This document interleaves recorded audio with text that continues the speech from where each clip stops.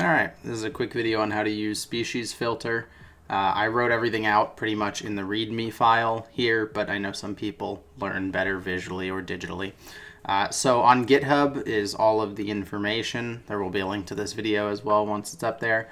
Unfortunately, the actual exe file is larger than the GitHub upload limit, so I had to just link it here on Google Drive. So you can get everything there. You just download all of this from the Google Drive right here, the zip, unzip it, and you will have something that looks like this. There's the README with the information, there is the actual program, and then there is the data set. So the actual program looks like this. It's an exe file. Your computer may tell you it's a virus and try to get you to not run it. I promise it's not a virus. You can see me operating it right now. There is a load Excel file button, which is how you import your data set, and that's what will populate all of the information here. So I'm going to go ahead and load Excel file, click on the example document, which is the data set that I included that's mostly complete, which is Hypogastruridae of North America. You will see that it populates all of the various species options. Let me zoom in for you guys to make that easier on you. You will see that it populates all of the various options in here, and then it suggests all of the features that could help get it down further.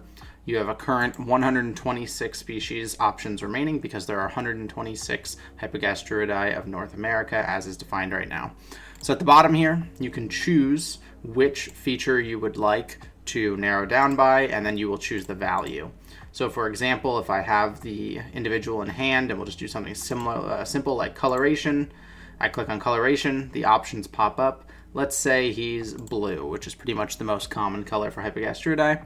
We hit apply filter. You'll see that it has gone down to 94 entries. So we eliminated 32 or something like that just by changing the coloration to blue. This is what we have left. And you can continue adding them, number of anal spines, 2, tenant hair type, acuminate. You can continue eliminating and eliminating until you get down to your species, and all the while it will be telling you what will help best. So right now, anal spines length, it seems to want me to do that. So we'll go with long. Now we're down to 43, so forth and so forth. So if you want to use your own data set, because I recognize that the program is to be used beyond just Hypogastruridae. Let me open Excel. I don't have Excel on my computer, but I should just be able to view this file. I just won't be able to edit it, I believe.